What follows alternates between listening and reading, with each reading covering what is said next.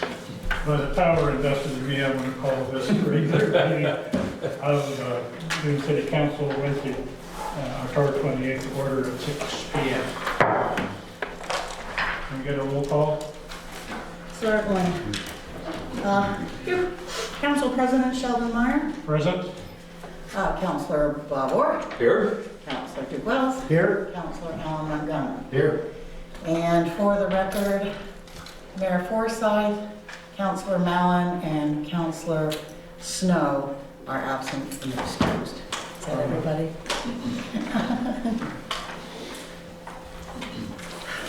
All right. Ready for the Pledge of Allegiance?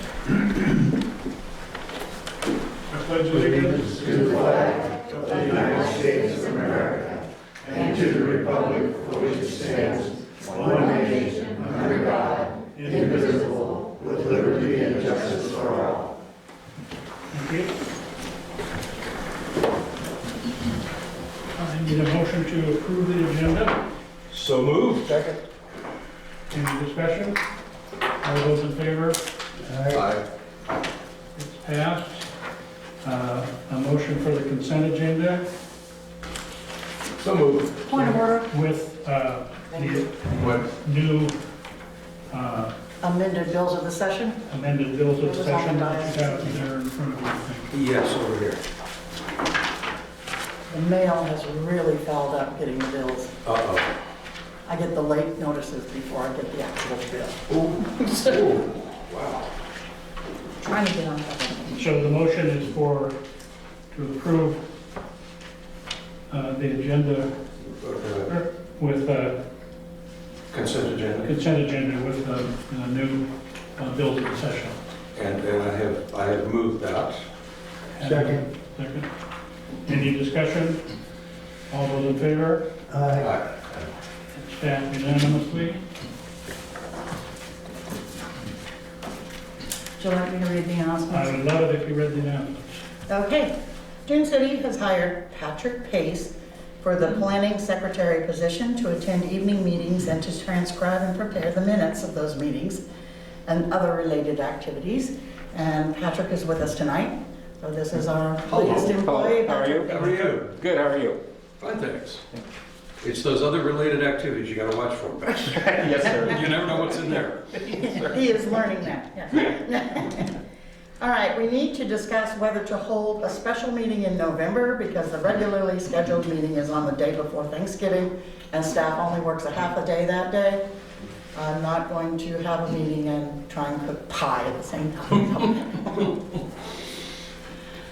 So I'm suggesting that we bump it up to the week prior. There should be a calendar in your packets.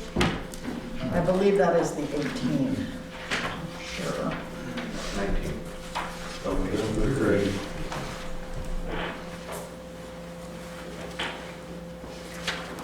So November 18th on Wednesday. Right. I'm trying to figure out what month this is. That's October. Okay. Fine with me. Everybody look okay with that? Yes. Regular time, or do you want to change times to 5? What works best for you guys? 5 is difficult for you now, right? These days, yes. Okay, so we stay with 6. Okay, November 18th at 6. Thank you. All right, thank you. That'll be a special session.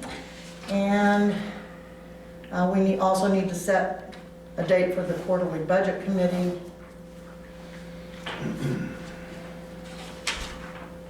We're already behind the 8 ball on that one, so any time would be good. We've already missed the first 2 quarters.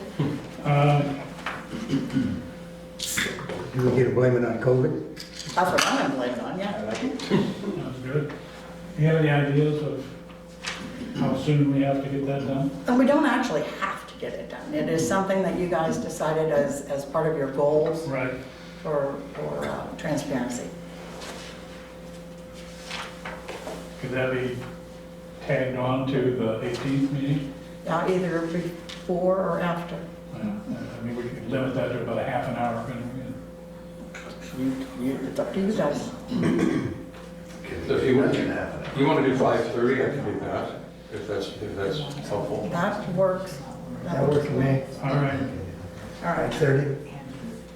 Yeah. I'm gonna change the time, Budget? 5:30. Okay. Spectrum Pacific has sent us notice that they will be increasing the Spectrum TV Silver by $5 a month, effective December 2nd, 2020. And Spectrum TV Gold will increase also by $500 a month, effective on the same day. Let's see. No. Okay, that's it. I will need to speak with the mayor, Sheldon, Duke, and Bob, but I will do it by email when I get the form that I need you to fill out for emergency preparedness. Okay. And I am thrilled to announce that the city was approved for additional grant funds to install the paved biking trail for Rebecca's Trail. Wonderful. Not for grant funds, just approved, the preliminary approval to apply for the Oh, grant. okay. It's not final, right? Necessary step. Right. We can now ask. All right. Do we have any citizen input on items not discussed in the public hearing?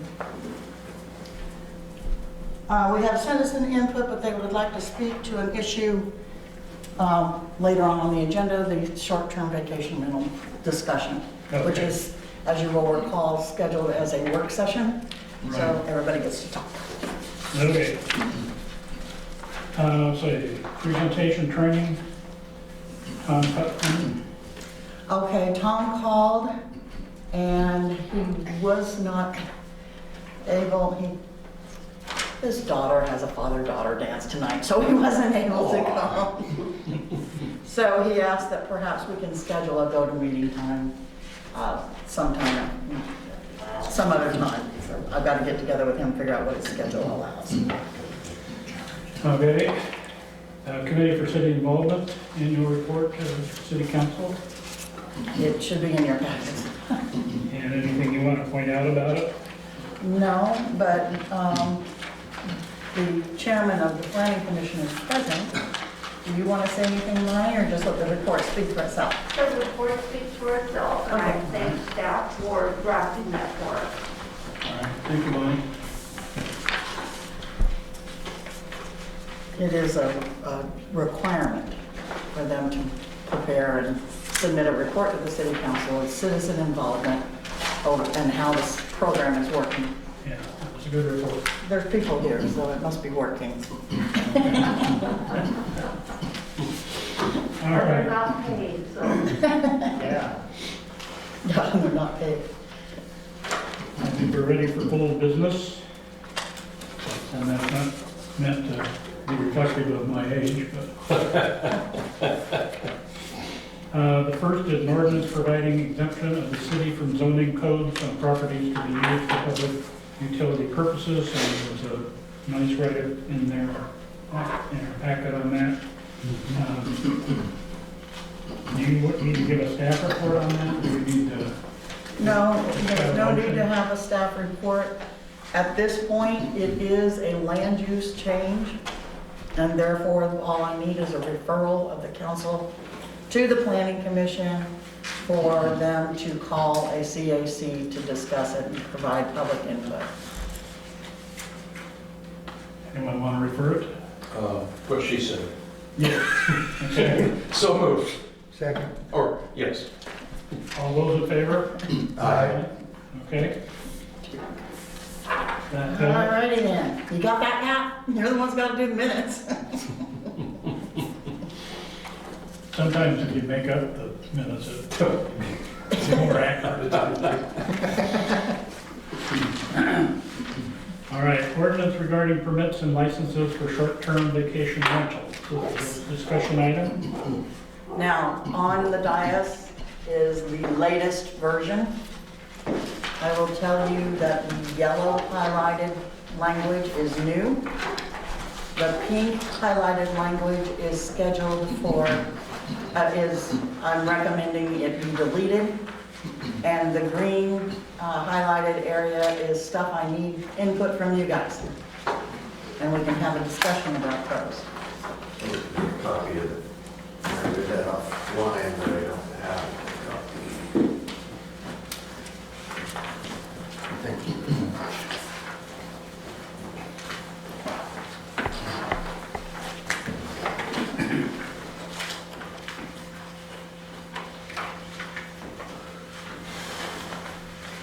And Jamie, for clarification, we're providing input this evening on these green highlighted areas, but does that mean that we're not approving this document, we're just more or less saying, let's change that? Well, we need to talk about that. Okay. And it may be changed, it may be deleted, it may be whatever.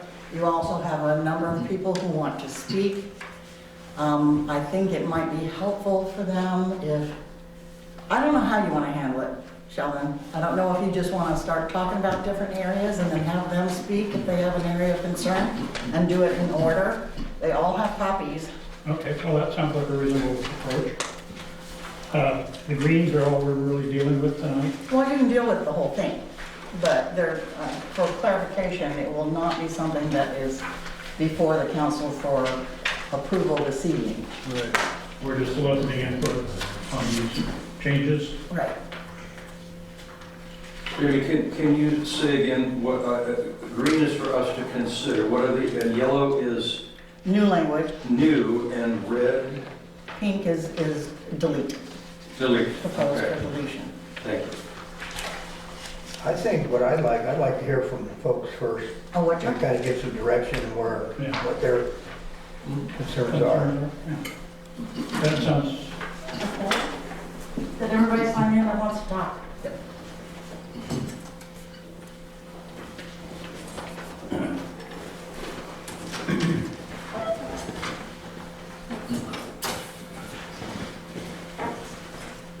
well, this is an incredibly interesting name. Bill Meyer? Where can I stand where I can take my mask off? Probably right there, if you want to pull the chair around, you can sit. Okay. Oh, and I can sit down? Right, and then take your mask off so everybody can hear you and you can breathe. All right. Barry, if you want to relocate, you can. I'm good. Well, first of all, I want to start off with something that maybe you don't hear very often. I want to thank all of you for your volunteer service to the city of Dune. And I know what volunteer service is all about, and I appreciate your effort. The other thing I want to thank, I've dealt with Jamie over the years on a number of issues, and I'm always impressed with her professionalism. Your little community here is blessed to have Jamie. The document that she prepared here, we've had both, let me give you a little background. My brother, who couldn't be here tonight, has a vacation rental out on Huckleberry that he's operated for 10 years. With nary a complaint from any of the neighbors. There's never been any issues. But we know that it's the irresponsible users and irresponsible people that bring regulations and ordinances about. And I can certainly understand why you're addressing this, because everybody wants a quiet and a peaceful neighborhood. For the most part, after Jamie has reworked this, my brother and I both have agreed that this is, for the most part, a document that we can agree with. I've got just two areas, so it's a real simple discussion tonight. One area relates to the occupancy language.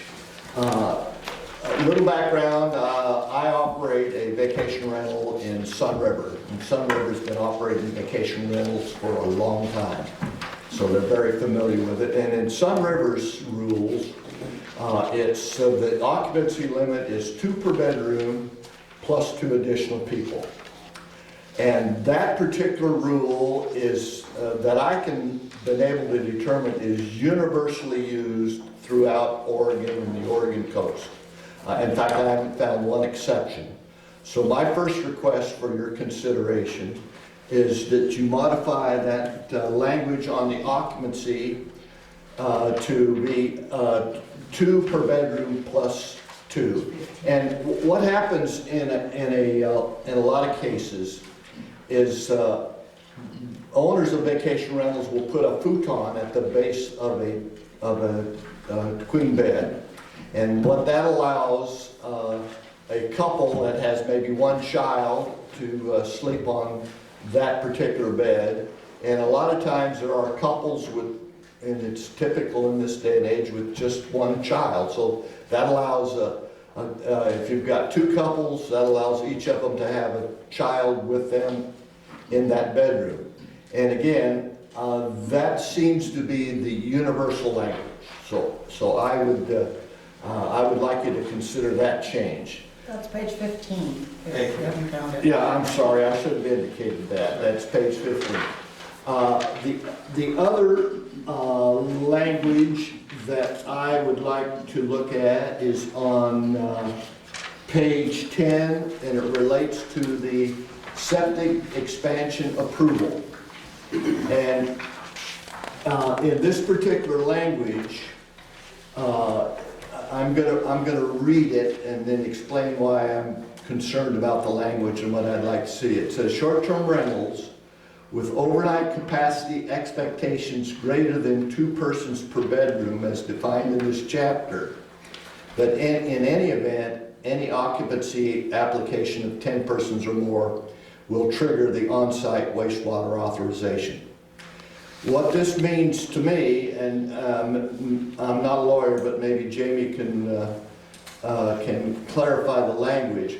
If you as an operator took advantage of the occupancy allowed limit, namely even the current language, 2 per bedroom plus 1 additional, the minute that you advertise that you're going to open your vacation rental for that 1 additional, it triggers the on-site wastewater authorization.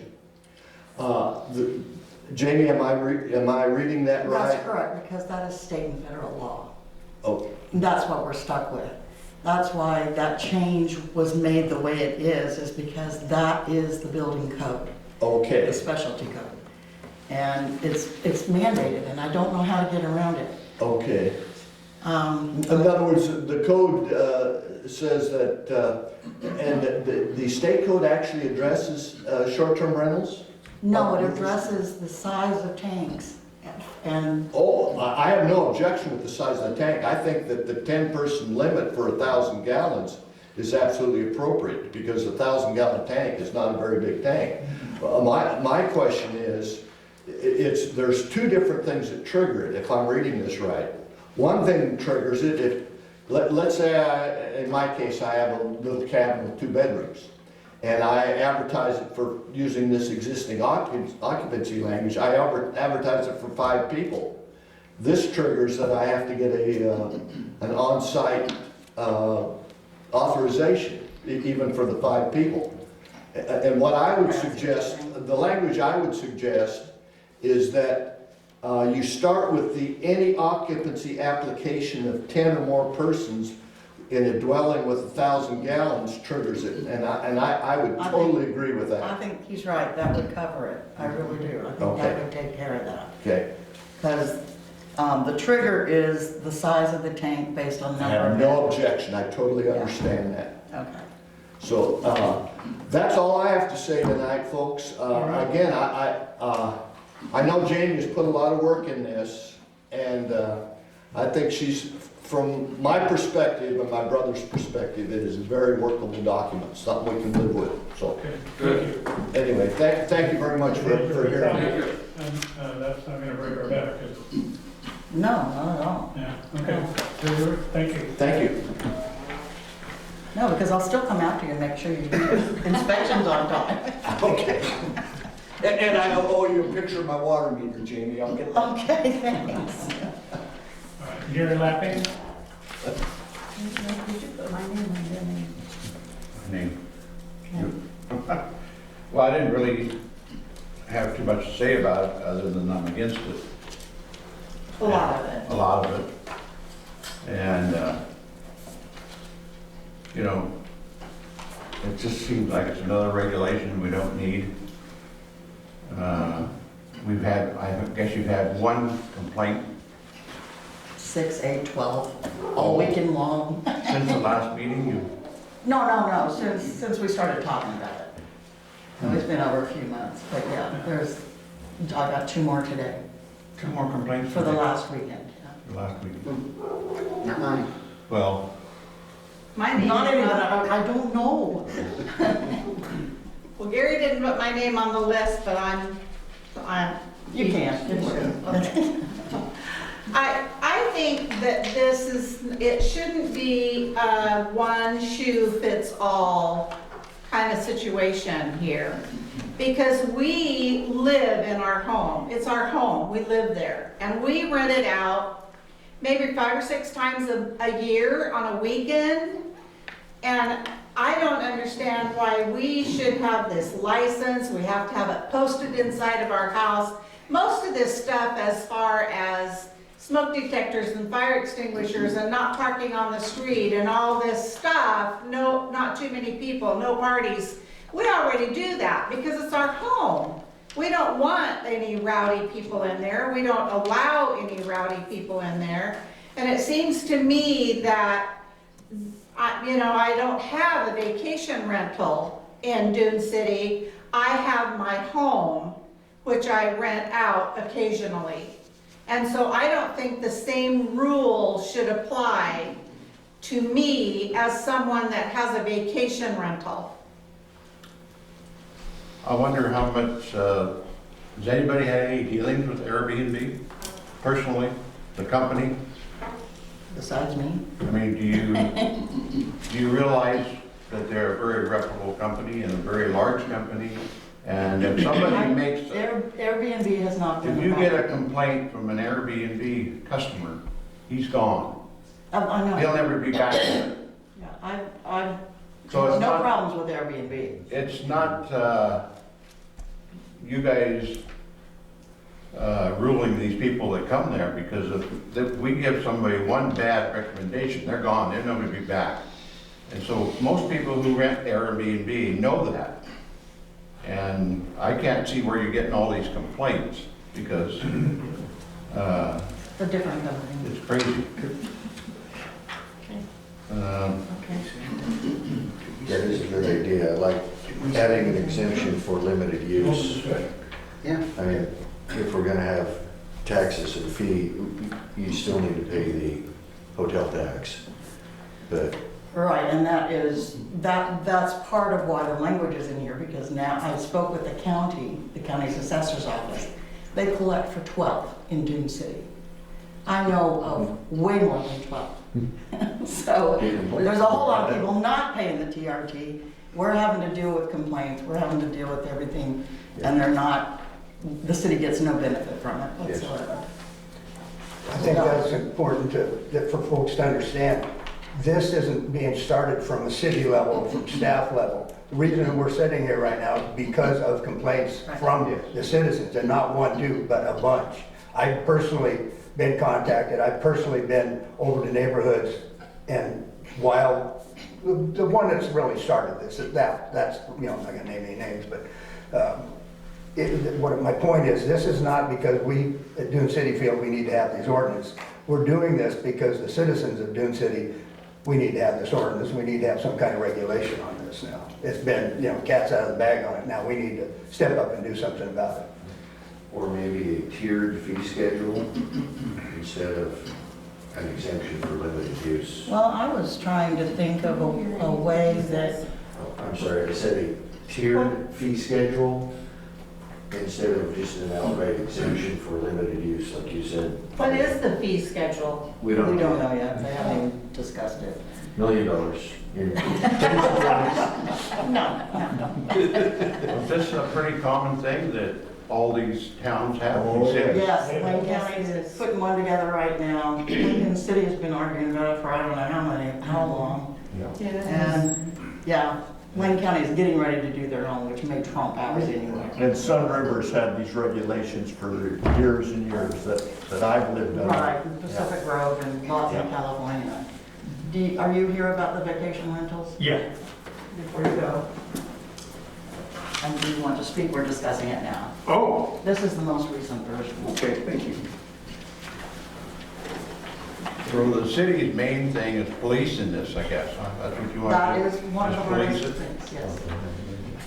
It That is one of the feels, hardest parts. it feels to me as though the council's responsibility is to make this the best city in the world to live in. And whether that's full-time or on a part-time basis. And when we get complaints and we don't have a police force to enforce these kinds of things, we're trying to come up with some ideas and rationales that will allow everyone to be happy. And that's almost impossible to do, but that's what our goal is. So we're still in a discussion phase. We're looking at every option that we can think of and trying to get the best advice we can get. And that's why we're listening and asking you guys for input. Well, if you plan on communicating with Airbnb about, if you have a problem, you call them, that's the end of I it. have, and yeah. That's the end of And they're very good at it. Those people won't be back in It's this not the county. end. What I was thinking, because there are a lot of people such as yourself who basically live there a certain number of months out of the year. And maybe we can do an exception in there like that, for people who own the properties and who reside in the property for, I don't know, 6 months of the year or something, whatever it is. That's what we do. We go to the South That every year. there be some sort of, like you said, a tiered prices, half price, whatever, something that makes it easier for those, because I myself prefer having them owner occupied some of the time, or at least owner nearby in the same time, in the same town. Because we don't get complaints about those. We don't get complaints about those. And we rented our house out about 6 times this year. Yeah. And nobody It's like bothered we're to not- shoot off fireworks or try and kill their neighbors or sick their dog on them or any of that stuff. Minor problem. I think the reason that we're here because of a bad apple that was brought up. Right. And the situation that I'm most familiar with, the owner of the home lived in the state of Washington and really didn't give a bunch about it. And the Airbnb manager lived in Coos Bay. And they were just left at their own, whatever they wanted to do over at this place, and they did whatever they did, and it caused a problem. And that's why we're here now. You know, it was one bad, but, you know. You know, I gotta say something about that though, that's not, it's a little bit unrelated, but crap happens. It does. You know, the big house above us on the hill, they just went up there and fell a bunch of trees, and they had a bunch of people in there working.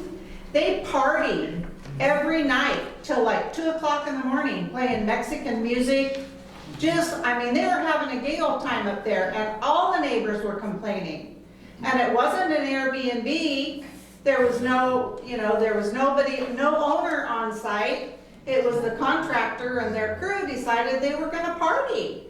So, no matter what, you might have things happen in your neighborhood that cause a disturbance, and it's not necessarily gonna be a rental's fault. But you didn't complain to us about that, because I Gary went up on the hill 2 times and complained to him. Complained to the To you, city. I Oh, thought about it. Because I could have come to CFO, but they got a CFO now it's an escrow, so. well, they're gone now. Yeah. Thanks heaven. Well, I've done my part to try and help by not letting my family come.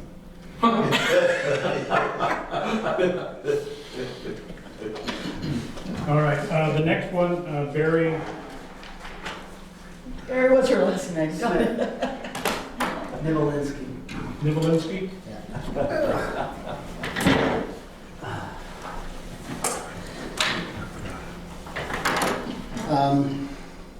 Spell the name for the record, please. N-I, V as in Victor, I-L-I-N-S-Z-K-Y. Speak up. Got it, Patrick? That's as loud as I can get. I've got his phone number. Yeah. Jamie's known me for many years. Actually, Mr. Meyer said several of the things that I came to talk about, which was on page 15, the occupancy rating, which currently is set at 2 per bedroom plus 1. And he is spot on that the standard, actually the national standard is 2 per bedroom plus 2. And just a little bit about us, I'm the owner of Coastal Property Management. We've been managing vacation rentals in Dune City here for 16 years. I currently manage Fred Meyer's Huckleberry, and I've done that for 7 years. And so, I have a vested interest in what goes on with this, and it is concerning and disconcerting, or concerning when you hear reports of vacation rentals that are going awry and nobody's taking responsibility. And I gotta tell you, that really chaps my hide, because it gives us all a bad name when one of them or two of them, or the same ones over and over, are not being responsible. I can tell you that us as a company, we always have 2 people on standby. I am one of them. I'm the guy that gets called out at 2 in the morning if there's ever a problem. The last problem we had, and we've only had one at Fred Meyer's, we got a call from a neighbor about our guests blowing off fireworks. And, well, I gotta tell you, 4th of July, there's a lot of fireworks going off in Dune City. And where they're getting that stuff from, I don't know. But I will tell you, we flew out there. I flew out there. This guest that was there, it was a county sheriff. They rent the house every year. He had 1 children there. He wasn't blowing off any fireworks. He was enjoying the show from everyone else. But there wasn't a fragment of fireworks going off. But the person that lodged the complaint was a neighbor that didn't like the fact that there's a vacation rental in their midst. So they automatically blamed my brother. Yeah, and so, the bottom line is, we're responsive. We do fly out there if there's any problems. And I wanted you to know that that's how we handle things. We'll continue to handle things that way. I can appreciate all the work you've put into this document. I was kind of taken aback by how thick it is for addressing a problematic response of troublemakers. But, that's not for me to decide. You guys are looking at the bigger picture. I'm just looking at my day-to-day business and how to best operate it. So, bottom line is, whatever you guys decide, we're going to fully back, we're going to fully operate within those means and support it. But I also wanted to reiterate that, what Bill mentioned about the 2 additional persons, that is the industry standard. That's how we've operated for the last 16 years. Everybody does that. That sounds like good input and reasonable. So, and Jamie's got my phone number on speed dial. If there's ever a problem with Fred's, I'm gonna fly out there. I'm actually working on 2 new ones in Dune City.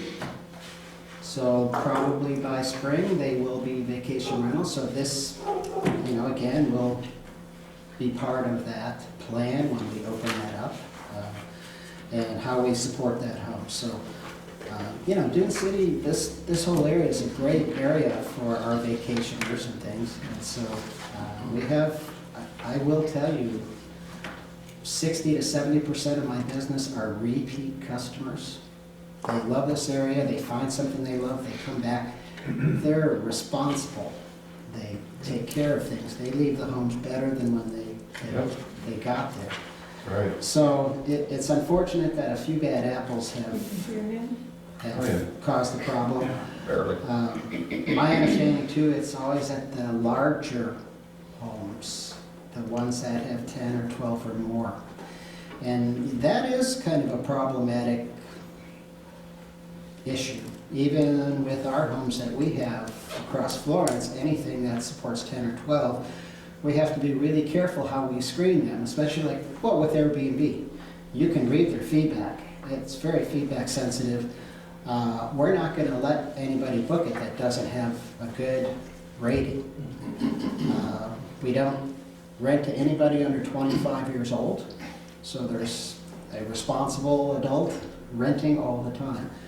So Anyway, that's just my 2 cents. I appreciate meeting all of you here and letting me talk. My sense is that if everyone out there were as conscientious as you all are, we wouldn't be having this meeting. So it's not you we're after. And I understand that, but I'm speaking for those that couldn't be here that are responsible. Okay. Thanks. Gary, you have something else? Yeah, I wanted to say too, that on the positive of this saying is that these people that come to these vacation rentals are what keeps our businesses going. Yeah. You know, they say, well, is there a place I can get a kayak? Yeah, right across the street. Where do you go to eat? Oh, we go to Darling's or this or that.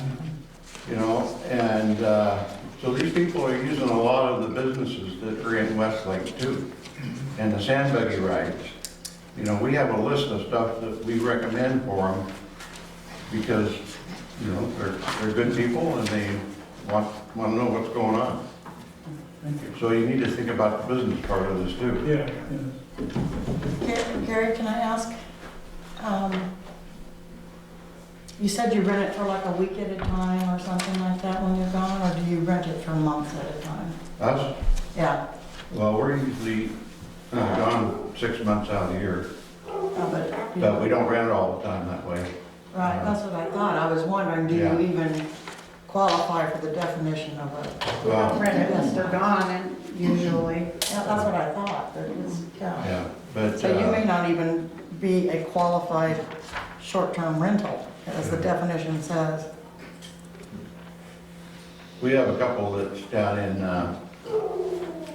California that wants to rent it every year for 6 weeks, about 6 weeks while we're gone. It's not longer short term. And it's a short, Right, and they're not short-term. you know, they're old as I am, so they're really nice, respectable people. And like this gentleman was saying, 9 times out of 10, when we go into our house after it's been Airbnb, you don't even know anybody's been there. And I think you need to give some credit to Airbnb, because they really police their people. Sounds like So if you have a problem, you need to really check with them. By reviews. Like, the sir that came in late and didn't sign up, but I think you want to talk about this too. Do you have any input on this? I'm sorry? I didn't know if you wanted to talk about the short-term rentals or not. Yeah, I guess I apologize for getting in here a little late if I was going to be further on the schedule. Could I start with your name, please? First name is Vaughn, that's V as in Victor, O-N. And last name is Helmuth, H-E-L-M-U-T-H. All right.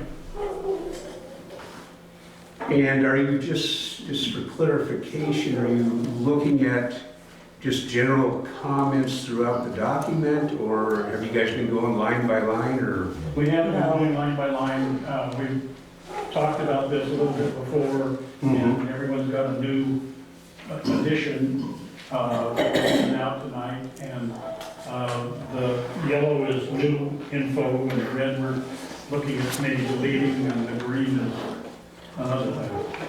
So whatever, if you had any comments, great. We're not going to make any decisions tonight. I unfortunately didn't see this till right before the meeting, so one thing that struck me, and if I could find it, Jamie and I have been talking back and forth via email, so she kind of knows where I'm coming from in a lot of this.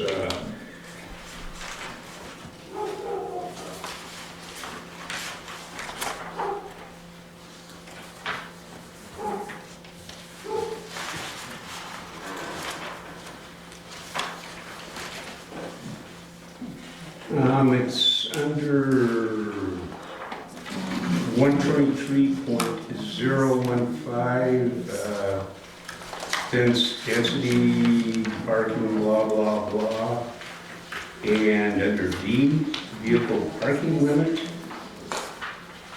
And I believe originally it was 100 feet, Right, it was 100. and now with 150 feet, there are a lot of lakefront lots, regardless of whether they are short-term rentals or not, that would not meet this requirement of 150 feet for parking.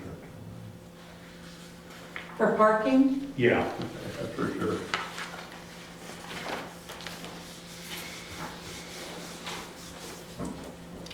Hundred and 50 feet is the recommendation of DEQ. Are But you he's talking right, about the there are- 55 feet? I'm sorry? The 55 feet from everything? Is that what No, what he's talking Page about is 15, on under D. page 15, on. Letter D. Yeah, letter D. D, yeah, vehicle parking limit. I don't need to Okay. worry about on the page. That could actually be very problematic since the minimum size of the lot's 150 feet in width. You could end up with 0 parking. I know, and from the lake, you need, yeah. If it's a little lot, it could be a Yeah. problem. Jamie, you said it was 100 and it was changed. How did that come? I had the wrong number. Oh. DEQ told me it was 150. I see, okay. Yeah, because of the petroleum products getting into the drinking water. Uh-huh.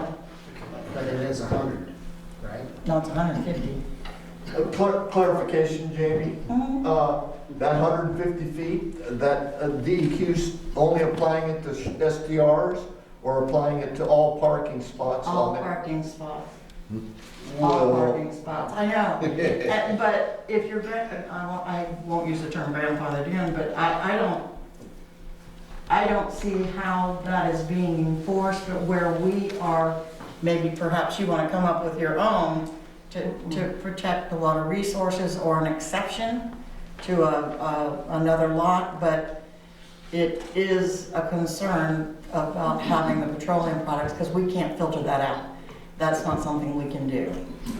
So if I have a lot that's 150 feet from the shoreline to the back edge of the property, suddenly that lot's no longer buildable because I wouldn't be able to park on it. Is that what DEQ is saying? Boy, this is They would like to say that, yes, I'll tell you that. They would. Well, yeah, it's one thing if you'd like to say it, but that's in the law? That is what they enforce, yes. I am required to report to them when someone is doing something in violation of this. I have a form I have to fill out. We got audited and I got in trouble for it earlier. If somebody parks within 150 feet of the lake, Well, if it's your property, you really have no option. That's the argument that I make. Right. Yeah, some places are right on the beach. Yeah. My argument, Yeah, I know. my argument would be the whole parking lot at Hyman Park. yeah. Yeah, it would be. Yeah. Parking lot in Hyman Park. The boat ramp. But they are required to have petroleum separators in their parking lot. And maybe that's the difference. Jamie, can you give me the ORS on this? Oh, it's not an ORS, it's a rule by DEQ. Yeah, so it was, okay, but if it's an Oregon, Yeah, it's a rule. I'll call you up. And I'll have to I'm find gonna it, I'll have to explore. ask Dave what it is. This is a shock. Okay. So This our But the parking lot concern is, let's keep our eye on the ball. The concern is, in violation? Absolutely. Our own parking lot, Dune City, I mean, right down here at the boat ramp? that's in not our violation? parking lot at the boat ramp, But but, it's in But it is in It's a violation. parking lot. yeah, their parking lot would be in Yeah. violation unless they have drainage that goes to. Which they a don't. Petroleum separator, which I'm sure they don't. Yeah. Right. Well, that would be our parking lot too down here. It's within 150 feet. No. River, isn't it? No, not quite, well, but barely. It's really close. Well, the parking lot is, yeah. Yeah, that part. But it's also downhill, it's not sloped this way. Since this is the DEQ rule. I thought that when I read it. it. You know? Maybe a little clarification here. I'm hearing it referred to as both a recommendation and a rule and an ordinance. There's a big difference as far as how that plays out. So is there a more definitive answer on that? Well, What it is exactly? Well, Yeah. the questions that are being raised here tonight are gonna be looked into and Okay, fine. will come up again, which is why we're having kind of an open debate discussion kind of time to find out what makes sense to you and what doesn't make sense to you, and Now you know why my job is so hard. It says here it's an ordinance.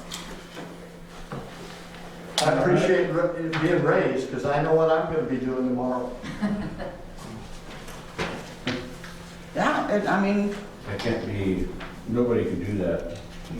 very few. That's So what you I'm gotta saying, start very with few. an ORS and then flow down from there. I mean, you can't, but that's all right, never mind. Yeah.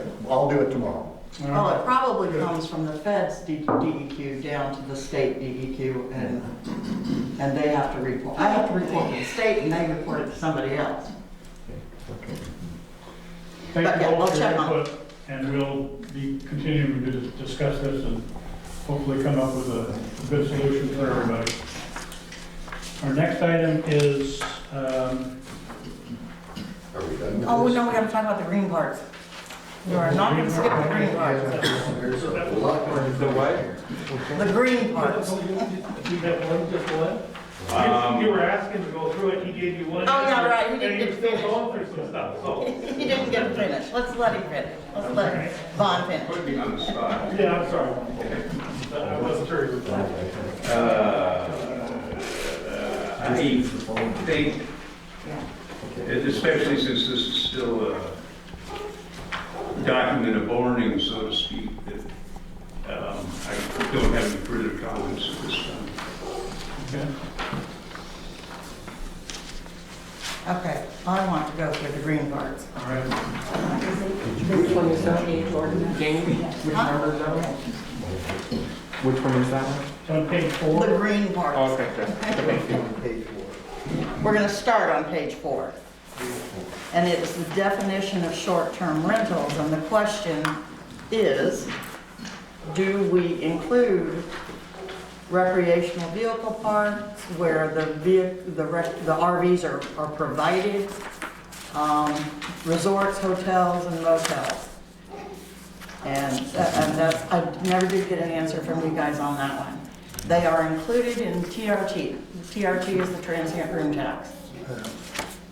But do we include them on the short-term rentals? Well, if they meet the definition that is for a period less than 30 consecutive days, which is what I'm gonna have to work on anyway, on the definition, to figure out how we can give some credit to.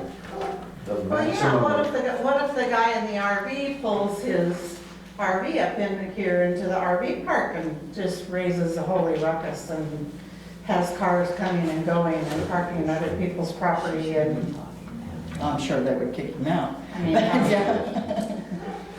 I would think the resorts, hotels, and motels would go over the 25 person limit. Right, you know, and so it So- becomes a difficult situation to try and make it fit for everybody. To me, But, And those have on-site managers that I don't think they're gonna have any, I mean, they'll have somebody knocking on their door immediately. same with the RV parks too.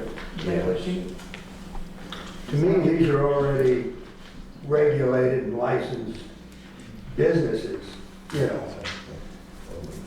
Is that, By the state and county. And but yeah, they're existing businesses that are already, They already have a whole bunch of paperwork to Hold fill up, out yeah. in another form. I don't And think rules they are would be under regulated. Dune City's need to throw another level on One it. question of 30 days. The minimum of the 30-day consecutive days, because the ORS statutes for residential rentals allows for month to month, which are 30-day periods or 31-day periods, but it also allows for week to week. Oh, does it now? It does. And that is not considered a short-term / vacation rental under any guise. That's, you can rent your home out week to week, and not be considered a No vacation. vacation rental. So I would Doesn't matter say, how many I times. would say it's less than 30 days, because most of the vacation rentals here are weekenders. People come in for the 2-3 days. And so, you know, that's why 7 days might be the threshold on it, or less than 7 days. I'm sorry, could you say again what the exception, or what, I didn't catch on that. Well, I'm a residential property manager, and the state has statutes that allow month-to-month or week-to-week contracts when you're renting a home or an apartment. And when you're doing week-to-week, that does not mean that you are now renting your place out as a vacation rental or short-term, and have to file lodging taxes and things like that. So the threshold here, I'm thinking maybe needs to be 7 or less than 7 days, because the state already sets up that you can do a week-to-week rental under the ORS statutes and not be considered a vacation rental. To me, the question from staff is, do we at Dune City have existing short-term rentals, owner-occupied short-term rentals, including bed and breakfast, recreational vehicle parks where recreational vehicles are provided, resorts, hotels, and motels, short-term rentals does not mean recreational vehicle parks where blah, blah. My answer to that, Jamie, personally is no. I don't think we need to include that in our final product. when we look at that. Okay. Because that triggers them having to go through the planning process anyway. Yeah, that's As a it. commercial To me, facility. it sounds like they're already existing businesses. I don't think they should have to go through that again. I agree. So going back to your 7 days, if we change it to under 7 days, less than 7 consecutive days, Yes. does that mean somebody that rents it from Christmas to New Year for 8 days doesn't fall under this then? That's what it sounds. That usually is a The weekend. threshold would be 7 or more than 7 days, and so then, But they're still paying room well, tax, I guess. I understand that, but if they are advertising their home for less than 7 days, on a venue like Airbnb, where they have the option of renting for 2 days or less. Gotcha. So are we saying that anything over whatever lower limit we put here, in other words, right now it's 30 days. So if somebody rents a place for 35 days, they don't fall under any of these regulations. Am I reading that right? That's correct. Okay. And what is the reason for, in other words, you could have just as many problems or more with a longer term rental. What's the reason for limiting this like that? Can you explain? I'm just confused. No, I can't. This is the language that every single city that I checked on there, Okay. this is what it said. Okay. And I'm guessing it's because state law at one point did say 30 days. Less than 30 days was a short-term rental. But I don't know, or maybe they picked it out of a hat. I don't know where they got it. Yeah, I can only come from my own experience, what I've had here in Dune City, and the problem got initiated from a situation that had nothing to do with that. The problem we had, the big one, they were just coming in for a night, 2 nights, and disturbing the neighborhood. That particular group that stole the Yeah, on that signs and one, did all the yeah. racing was, they were here for 14 days. Okay, I didn't know that. Yeah. Well, another key difference there is these rentals are all furnished rentals. Obviously, somebody who's renting an unfurnished rental is not coming here to vacation, they're coming here to live. And maybe that one word or descriptor. could- It may be, that might be the way around. I would assume if you're renting an apartment for 7 days or 14 days, you would want to furnish, so I'm not moving my furniture for 7 days.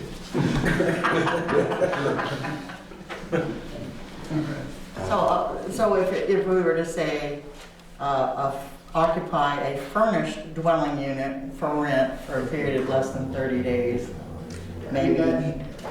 We all know what we're trying to accomplish with that, and so, you know, Or have an offer to rent for less than 7 days. So if at any time during the year you rent it for a weekend, yes, it kicks this in.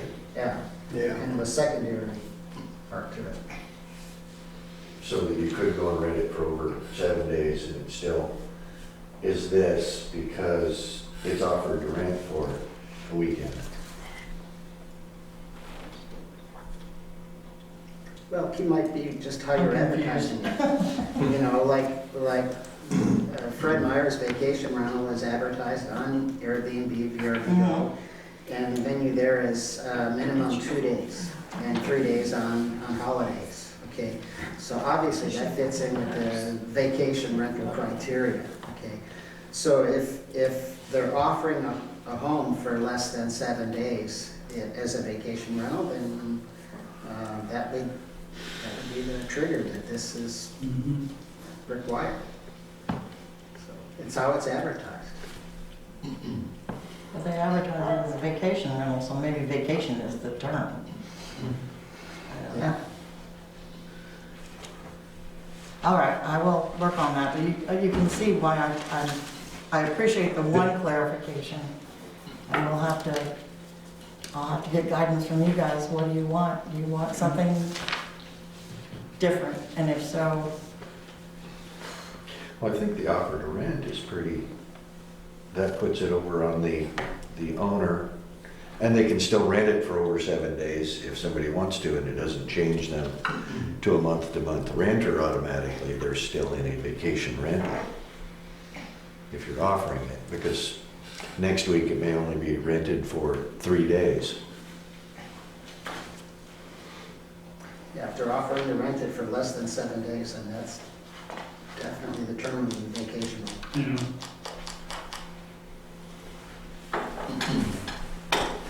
All right, again, that's good input. Jamie, you want to move to page 15? the next one, is that the next one? I believe this is the one that everybody, Yep. I'm thinking the 55% part just needs to come out. Let me give you a little background on this. This is on page 15, and it is 123.015, the cap, density, occupancy, parking, and that sort of thing. The license cap, our attorneys recommended that we base that on something and not just pick a number. And so he suggested that I contact the other cities and ask them what they did. The other cities that I talked to, and there were 3 of them, said, well, yeah, their attorneys told them to base it on something, but nobody had anything to base it on, so they just picked a number out of the hat. Yeah, that was very helpful. But the legislature is contemplating its own, the state legislature is contemplating its own law regarding short-term rentals, and they have paid for a number of studies, including one from the University of Oregon or Oregon State University, I can't remember which university it was.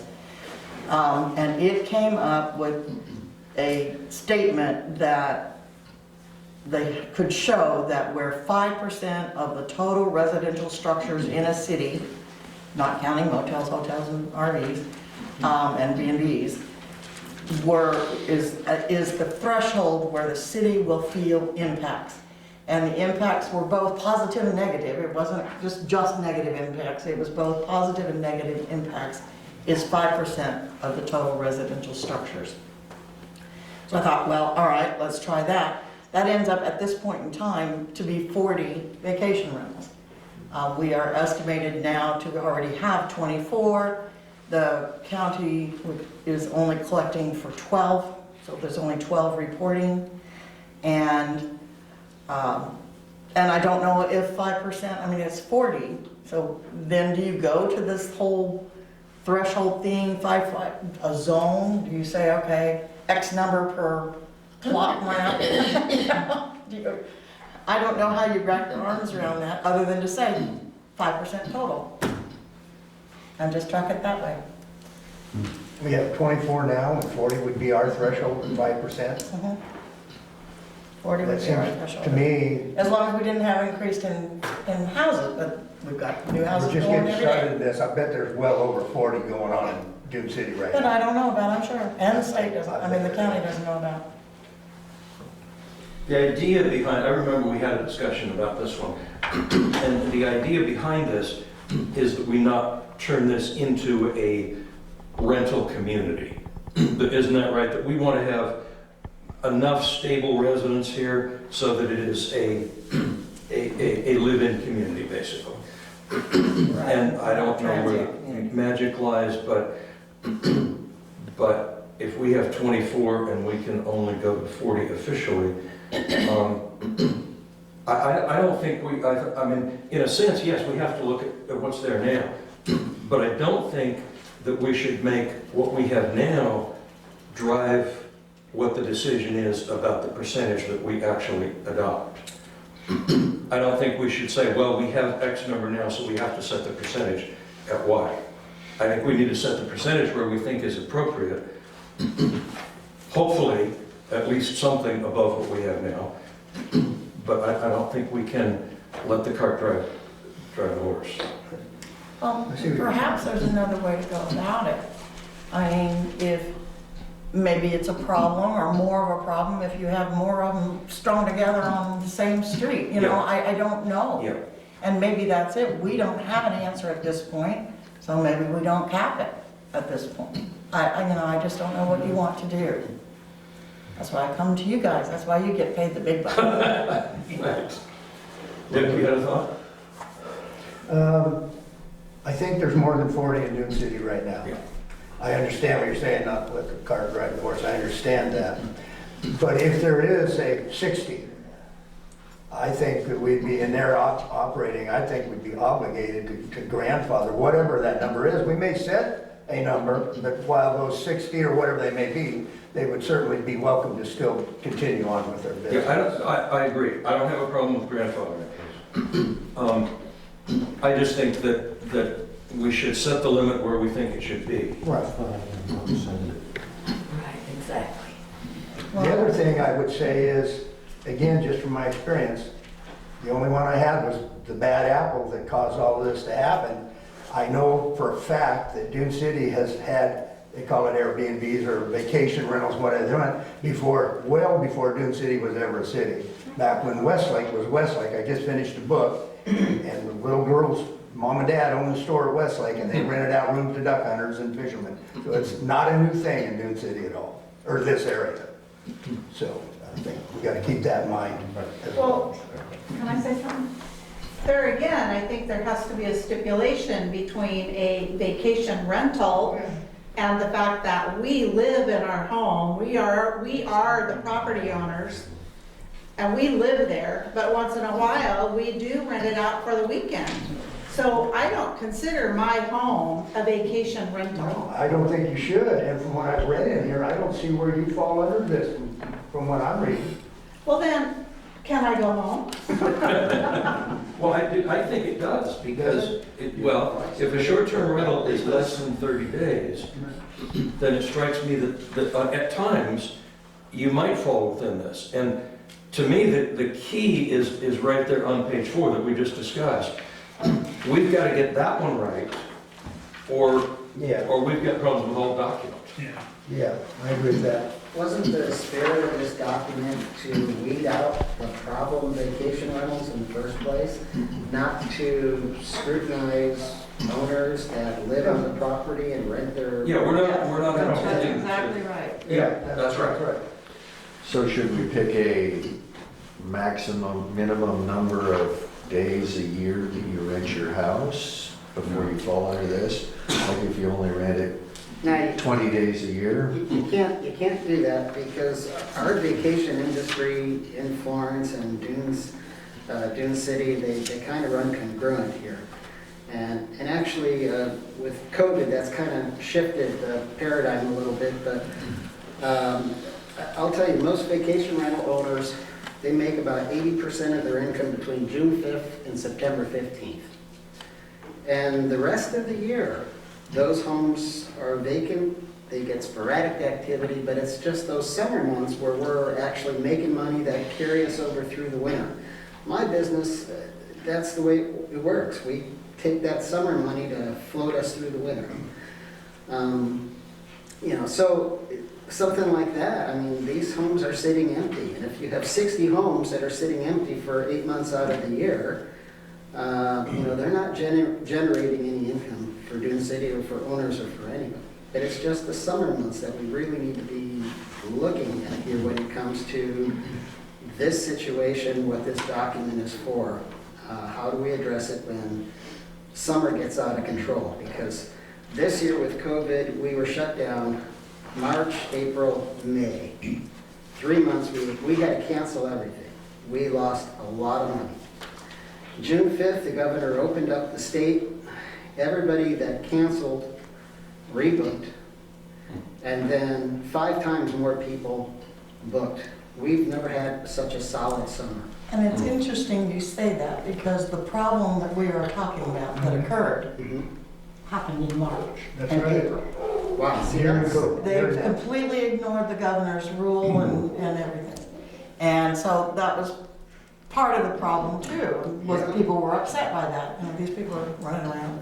well, and plus for this year too, when things normally kind of calm down after September 15th, that's not holding true anymore. This year, people are traveling with their kids or homeschooling in their cars off their computers, and they're booking September, they booked October, and now they're booking November. Okay, so this year is a year unlike any other year. Of course, that could all get shut down in a heartbeat.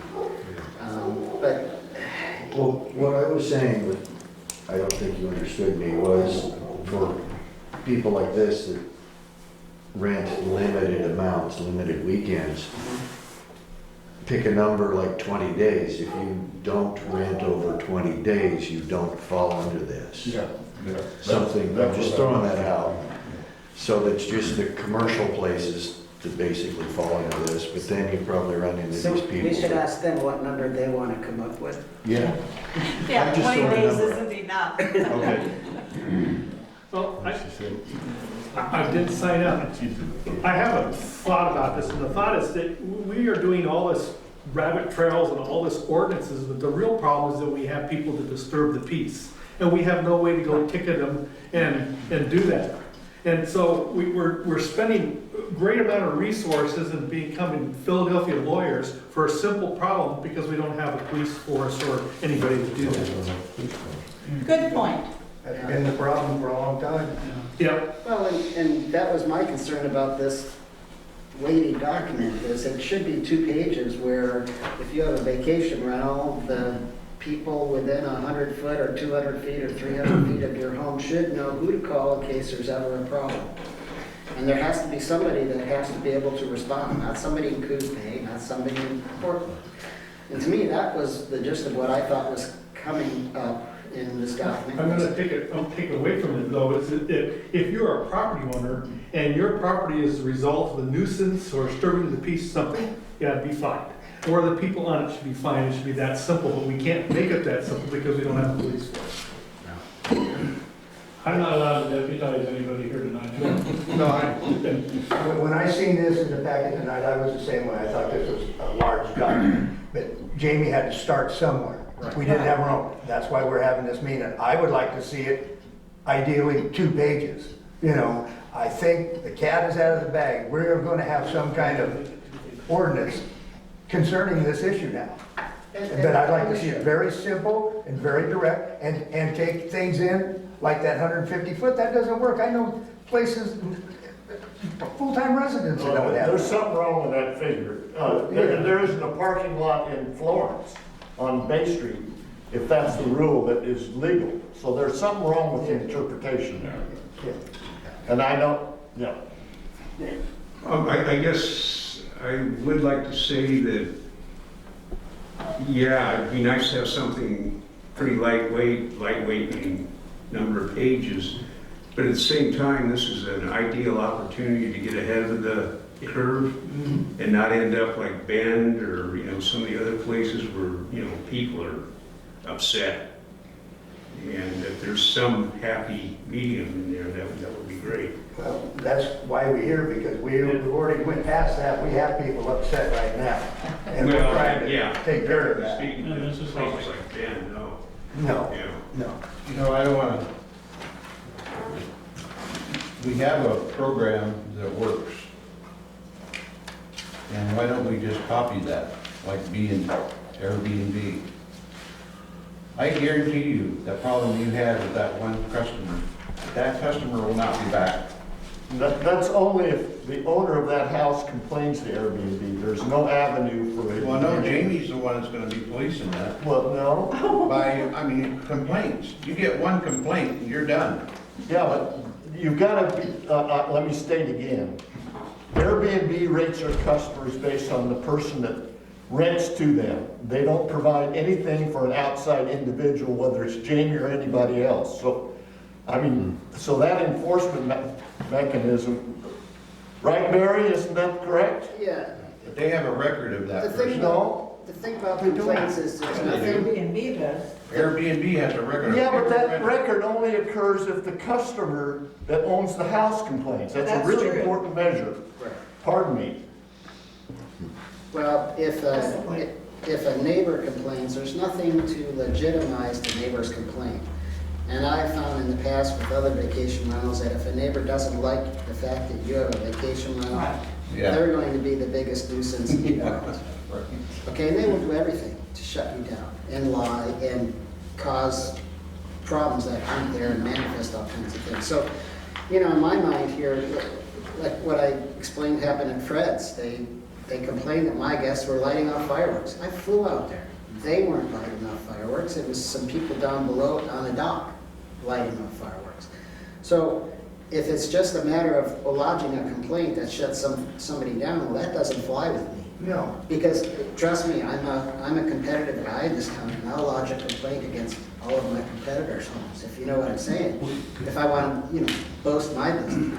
I'm kidding, but you get the point. Right. If somebody doesn't like the fact that you have a vacation rental, they can lodge a complaint all night long.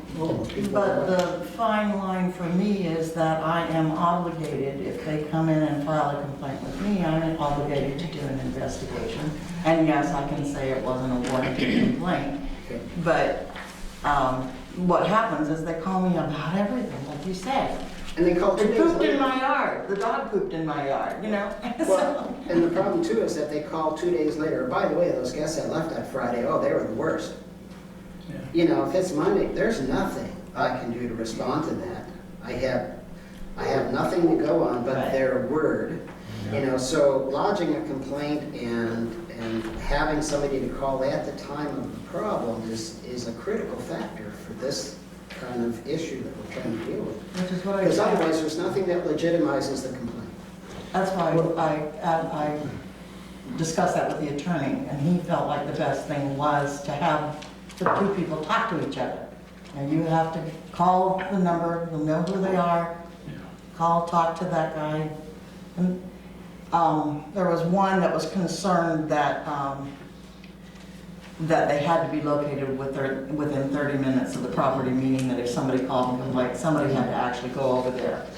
But it doesn't say that. It says they just need to be there if they need to.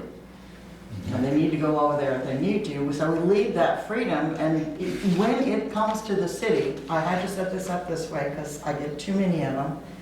When it comes to the city, then they sign the complaint.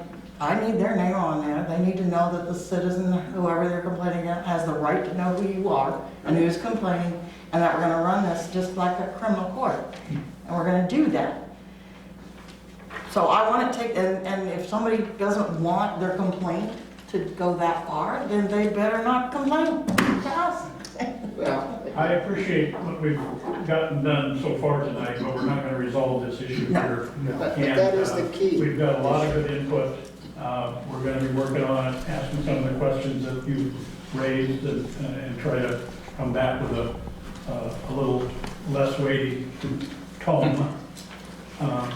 But I'd like to move on to some other things, like eventually getting home tonight. No, you don't want to go home. All of you who are here who want to make comments, please email them to me. I think all of you have my email address. Barry, I don't think you're on my list, but you are at my house. But you're not here. So I will add you to my email list. And we'll take another run at it. Thank you, everybody. Thank you all. Thank you. Appreciate the opportunity to have some input very I much. think we're gonna have more. Thank you for coming. Okay, thank you. Probably need more. Charlie, you done yet? No, I don't think we're that busy. I can feel 203 coming up here. Septic issue again. This is Oh, gonna yeah, take, oh, oh. this is gonna take a while. Yeah. Yeah. All right. The next thing on the agenda, old business, is actions to be taken to resolve roadway issue on Alder Drive. Okay, so I received a telephone, oh, actually, it was an email, and I think I put it in the packet, from,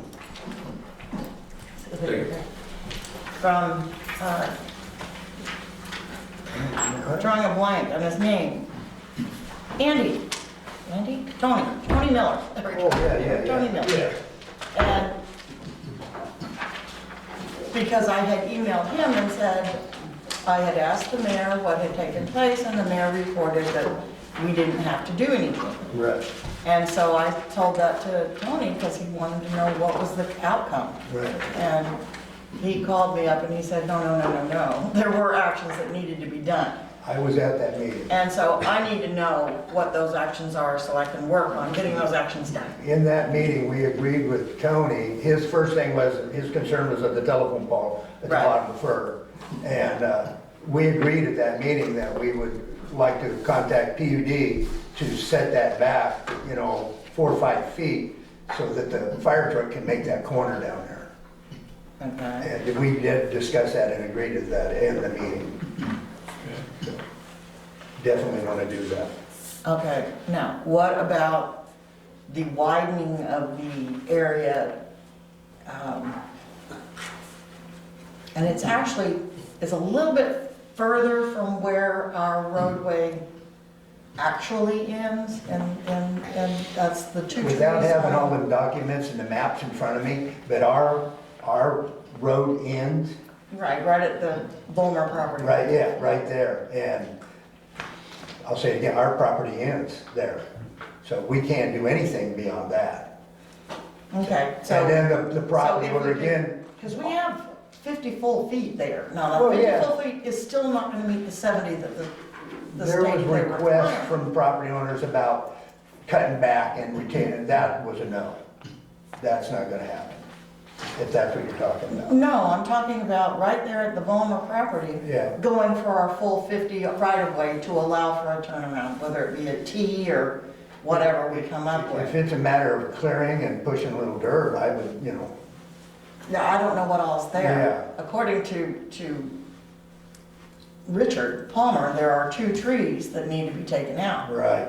in order to do that. And he said if he take the 2 trees out and the stumps, that will clear enough dirt out there that we can push it and make And it if I into a... remember that discussion, we were looking in the neighborhood of about $10,000 a tree. Yes. Yeah, and then a retaining wall. And that discussion Well, I at don't know our about the meeting, retaining wall. well, you're gonna have a lot of loose dirt, something's gonna have to happen. We'll probably have to have some engineering now to figure Yeah, out what to do there. and under that discussion in the meeting that we were at, that was a no. Okay, so that's a no. Okay, The well, main- that's what he was saying. The is thing, you guys- the thing that we came out of there with was the setback of the telephone pole. And that sounds like a good idea. That was the request from Captain Miller. Yeah. and if Okay, well, he he's said happy his with it, request was more than that, so that's where I'm confused. Okay.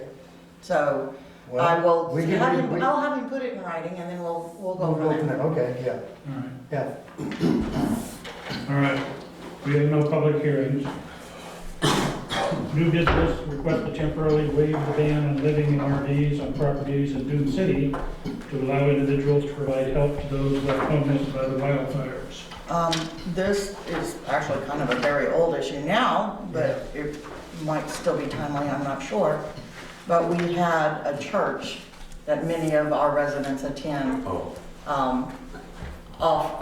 Encourage their parishioners to allow people to come stay on their property, but the people have come to the city knowing that we don't allow that, and to see if they could get a temporary approval to do it. And then I went further with them to try and inquire, and they said, well, whatever they want to make sure it's temporary, so they kick them off. Well, if they don't want to live in there forever, I think the need is passed myself on this Yeah. one. You think the neighbors gonna? I don't know. There's a couple of RVs parked up by the All Event Center that have been Yeah, there that's, for months. years. So do you think this is still a live issue? I don't know. Okay. I don't know. Do we have people in Dune City now that are doing that? I don't know that either. I really don't know. I haven't seen it. I mean, I don't know. I know of the one who came in and brought on to discuss this and asked me to put it on the agenda for discussion, but he's not here tonight, so maybe it is moot now, as far as he is concerned anyway. I'm wondering, since we don't know, could we at least do a short-term permission, like until our next meeting? And then if we find out. The 30 day, something Yeah, like that? 30 days. I have no problem with that. Yeah. I just don't want to find tomorrow that it turns out, gee, this really was an issue and we're not meeting until next month. Right. And we're obviously meeting before 30 days. We're meeting in 21 days or so. Yeah. That would be my recommendation. Make a motion. Sure. I move that we approve I move that we waive the ban on living in RVs on properties in Dune City to allow individuals to provide help to those left homeless by the wildfires for 30 days from today. And then include your address. Sure, well, not. Except, I may not be 150 feet from the lake, so that could be a problem. I'll second that, Bob. Yeah, okay, thank you. Any further discussion? All those in favor? Aye. It's passed. We have no executive session. And we're gonna fly through the reports, right? Right, well, let's fly for the reports. Fourth session. I'm only found out I was acting in this position tonight, so I have nothing to report for the mayor. Community center? Fix the toilet. Broken toilet, that's the big one. How's the heater situation? How's that come along? They put it in the beginning tomorrow morning. I meet them at 7 o'clock tomorrow morning. And, Brand new, ready for winter. Wow. yeah. Good, good. And the windows ready to become, that came Oh, in. your So- bulletproof, yeah, is it gonna be a we're gonna have a bulletproof window out front. Bulletproof window? Yeah, gun porch? I don't know. She's back. I wish. All right. And Susan's not here, so I'm assuming water quality is all right. Looks good. No, water quality is not good, Oh. but that's beside the point. Lake's way down. Well, there's blue-green too, and Emergency silver, services so. report. You've No. got it, and I'm assuming you've read it. Yeah, everything, first of all, there's conferences all the time, but All of our Dune City or ICS certified. discussion WAD had, well, you can read the report on the emergency services. There's nothing really new to add on there.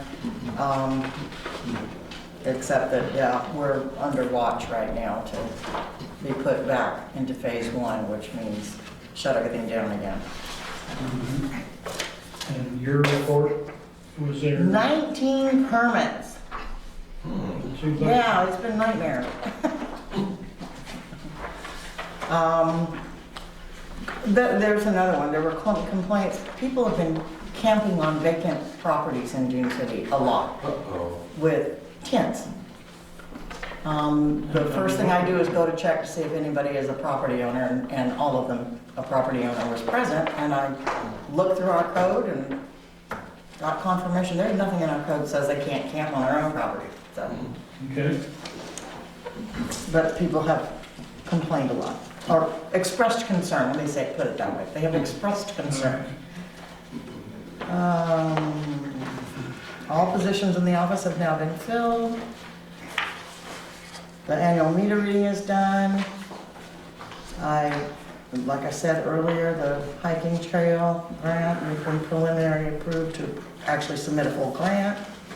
Unfortunately, the feasibility study that we needed to do for the water system and for our permits, that we are not going to get that grant because it requires us to do a whole lot of stuff that we shouldn't have to do because we already have a permit. And so we're looking at other funding and possibly low-interest loans to get there, because right now money is cheap. And so I will report back when we get a little bit further along in that process. And there is a light algal bloom on Silk Spruce Lake, and people are encouraged to look at their intakes. If they have blue-green scum near their intakes, don't drink the water. And don't let your dogs in the lake. All right, for the good of the order. Alan? Nothing new. From me. For the good of the order, I'd like everybody out there, I've got my hands on our septic, what would this be called? Timetable?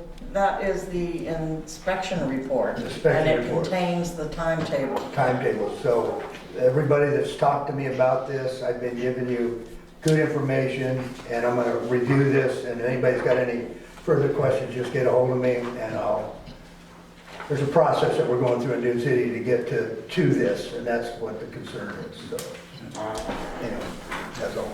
And if you haven't heard, the reason that all little kids want to play soccer is so they don't have to watch. We needed that, and you had to do that because Mr. Mayor wasn't here to remind you. So good job. All right, Remembered on your own. we have a Yeah. motion to adjourn. So moved. Second? All those in favor? Aye. See you next month. All right, good job. I'm going to allow Patrick to be able to keep pace with this fast-going meeting. Well, that's kind of funny, because that's my last name, Pace. Yeah, I know.